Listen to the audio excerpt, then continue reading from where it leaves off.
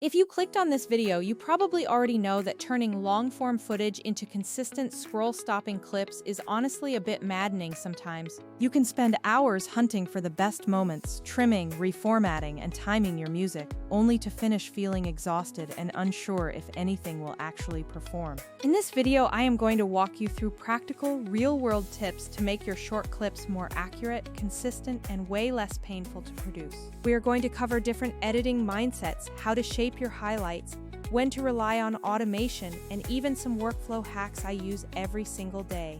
Stick around until the very end, and I promise you will feel way more confident about turning your long content into high-performing, viral-ready assets. Let us kick things off by discussing the 3 specific editing mindsets you can use to approach your content strategy. Think of these mindsets like different prompting styles, but applied directly to your editing workflow: narrative, modular, and timestamp-based. Each one helps you tell a story differently, and depending on the specific clip you want to create, one will definitely fit your needs better than the others. Narrative editing is when you treat the clip like a mini-scene where you decide the beginning, the middle, the emotional peak, and the final payoff. This approach is absolutely perfect when you want a single, coherent micro-story pulled from a longer lecture, talk, or product demo. You simply tell your editor or your AI assistant the specific beats you want, the hook, the demonstration, and the final reaction. That specific structure is exactly what makes short-form content feel satisfying, high quality, and highly shareable to your audience.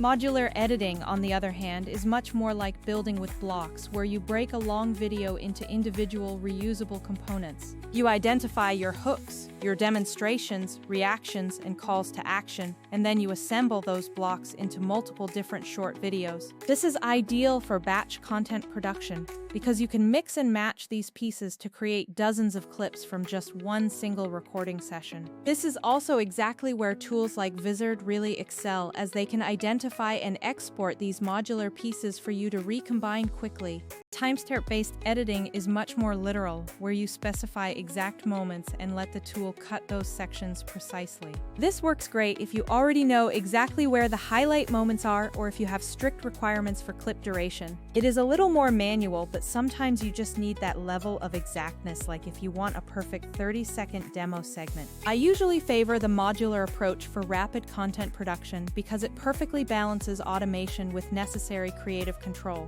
Next, let's talk about the golden rule of preparing before you automate. You need to define your start and end frames. Before you batch out the rest of your content, make sure you know exactly where your clip leads in and where it finishes. If you want consistent branding or a logo to appear cleanly, you must plan exactly where that element will show up and how close the crop will be. Trying to fix logos, text overlays, or weird crops after the fact is almost always a massive headache for any editor. I always create a clear landing frame for any clip that needs brand fidelity, like a readable title card or a consistent lower third. This serves as the anchor for the clip, ensuring that no matter how it is compressed or cropped, your branding stays perfectly legible. Now, let's discuss pacing and movement, which in editing terms isn't just about camera motion, but about rhythm and the energy of the cut. Don't just tell your editor or AI to make it cinematic, because that is too vague for the system to really understand.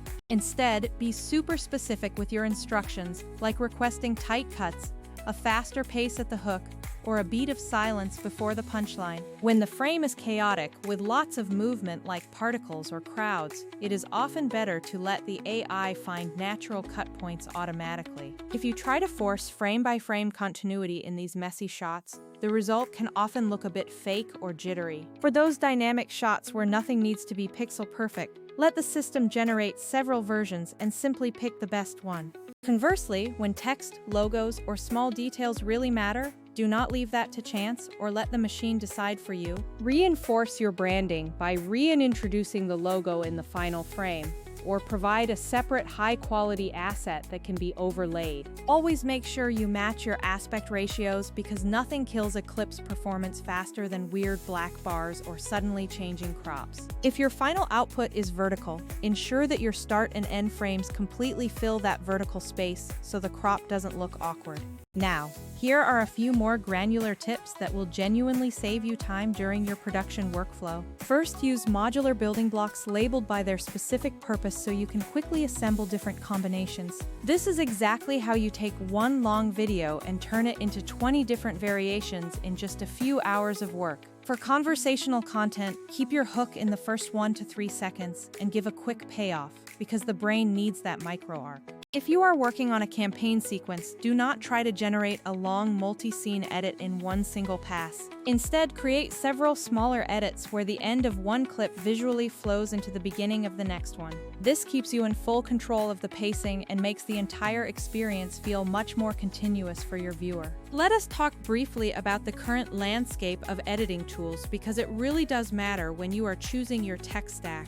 Some newer tools promise AI for everything but fall short because they are either too expensive, lack scheduling, or can't manage a full content calendar. Others force you into a single, rigid workflow that doesn't actually match your personal creative style or your brand requirements. Vizard stands out because it is built for scaling creators who need to identify viral moments and turn them into ready-to-post clips. The combination of clip discovery, automated scheduling, and a single content calendar is a true productivity multiplier. If you are a podcaster, you can run a long interview and let the AI clip the top sound bites and cue them across platforms automatically. If you are a product creator, record one demo and publish multiple tailored micro ads for different social formats in just minutes. My recommended workflow is to define your objectives first. Tag your building blocks, and then use a calendar to monitor and iterate. That might sound like a lot, but once you lock these principles into your process, you will be shocked at how much content you can produce without burnout.